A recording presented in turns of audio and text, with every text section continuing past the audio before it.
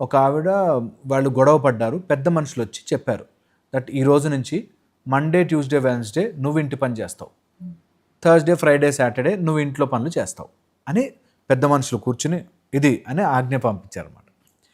Okay అని అనుకున్నారు. ఇంకా థర్స్డే వచ్చాక అతని హస్బెండ్ రోల్ వచ్చింది, చేయాల్సిన గిన్నెలు సర్దడము, సామాన్లు తీయడం. హస్బెండ్ ఇది ఎక్కడ పెట్టాలి అని అడిగాడు. అడిగేసరికి ఒకసారి చెప్పింది, 2 సార్లు చెప్పింది. ఈ స్పూన్ ఎక్కడ పెట్టాలి, గరిట ఎక్కడ పెట్టాలి అన్నీ అడిగేసరికి చూసావా 5 ఏళ్ల నుంచి నువ్వు ఇంట్లో ఉంటున్నావు, నీకు గిన్నెలు ఎక్కడ పెట్టాలో కూడా తెలియదు, నేను చెప్పింది కరెక్ట్, నీకు అసలు ఏమీ తెలియదు, బాధ్యత లేదని తిట్టడం మళ్ళీ స్టార్ట్.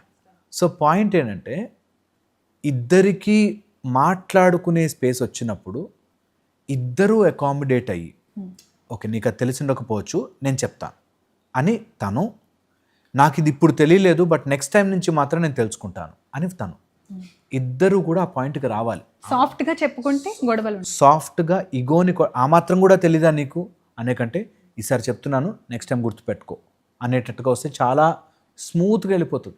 నీకు ఆ మాత్రం కూడా, నేను అబ్బాయి సైడ్ నుంచి కూడా చెప్తాను. అబ్బాయి సైడ్లో చూసావా నువ్వు ఈ మాత్రం కూడా చేయలేవు, నిన్ను ఎలా తెచ్చుకున్నానో నా కర్మకి అనేటట్టుగా ఇగో మీద కొడతారు. So do not talk with ego. ఇగోతో మాట్లాడడం కాదు, వాళ్ళ ఇగో కూడా వింటూ ఉంటుంది అని తెలుసుకోవాలి. ఏ రిలేషన్షిప్ అయినా అవతల వ్యక్తికి ఇగో వస్తే ఏంటి పరిస్థితి అని తెలుసుకుని మాట్లాడాలి. ఎక్కువగా వినబడే మాట నిన్ను అనవసరంగా చేసుకున్నాను, చాలా తప్పు కదా అది. ఎంత తప్పు అంటే ఒక మనిషిని అసలు డిస్మాంటిల్ చేసేయాలి, ఒక నాశనం చేశారంటే నువ్వు ఎందుకు వచ్చావురా నా లైఫ్లోకి అనడం, that is very very wrong. అదొక మాట. డైవర్స్ ఇచ్చేస్తాను అని బెదిరించడం ఒక మాట. తర్వాత నువ్వు ఎందుకు పనికిరావు అనే మాట ఎప్పుడూ రిలేషన్షిప్లోకి తీసుకురావద్దు. అల్టిమేట్లీ ఇంట్లో నటించే స్థితికి రాకూడదు ఎవరు. ఇంట్లో ప్రేమ నటించే స్థితికి, బాధ్యతలు నటించే స్థితికి ఎవ్వరూ రాకూడదు. నేను ఎంతోమందిని చూశాను, గొడవలు కావడానికి ముఖ్యమైన వాటి ఫస్ట్లో ఇగోని కొట్టడం, రెండోది ఎప్పటివో విషయాలు తెస్తారు. స్ట్రైట్గా మాట్లాడడం వచ్చిన రోజున గొడవలు ఉండవు. ఈరోజు జరిగిన విషయం ఏంటి అంతే.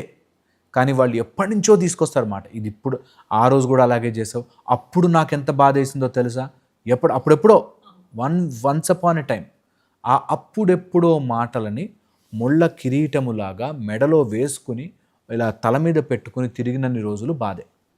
ఓకే, పాస్ట్ అనేది వదిలేయాలి. పాస్ట్ ఎంత త్వరగా వదిలించుకుంటే అంత మంచి. వదలలేకపోతే ఆ పాస్ట్ సెషన్ ఒక సెషన్ పెట్టుకుని మాట్లాడుకుని తేల్చుకోవాలి, కానీ అది ఇప్పుడున్న దానికి లింక్ చేయకూడదు. చాలామందికి తెలియదు, ఆ ఇగోతోనో ఆ ఫ్రస్ట్రేషన్లో మాట్లాడేస్తారు. ఎలా ఉంటుందంటే అప్పుడెప్పుడో ఒక కత్తి ఎవరో పొడిచారు, ఓకే, ఆ పొడిచిన కత్తిని తీసి పక్కన పెట్టకుండా అక్కడే పెట్టుకుని తిరుగుతుంటారు. ఆ మధ్యలో ఎవరిదైనా చేయి తగిలింది అనుకో, చూసావా నువ్వు నన్ను ఇంత డ్యామేజ్ చేసావు, చూసావా నాకు ఇంత నొప్పి తెప్పించావు, నువ్వు కడుపులో కత్తి పెట్టుకుని తిరుగుతున్నావు, నువ్వు అప్పుడెప్పుడో బాధలు మైండ్లో పెట్టుకున్నావంటే ఒక కత్తి గుచ్చి పెట్టుకున్నట్టు, దాన్ని ఎవడిలా టచ్ చేసినా నొప్పి వస్తుంది నీకు. అది హీల్ అవ్వదు కదా సార్. Absolutely perfect. సో అందుకని అలా ఎప్పుడైనా ఏదైనా అన్న మాటలు, ఎప్పుడైనా ఏదైనా విషయాలుంటే సరే అని తీసి పక్కన పెట్టగలగాలి. కానీ ఈ మాట అనగానే మాతో వెంటనే ఆర్గ్యుమెంట్కి వస్తారు. కొంతమంది రోజు పొడుస్తారు సార్ మీకు తెలియదని. నిజం, చాలా నిజం. రోజు ఎవడైనా పొడుస్తున్నాడు అంటే, నువ్వు పొడవనిచ్చావు అంటే ఎంత ఫూలిష్నెస్.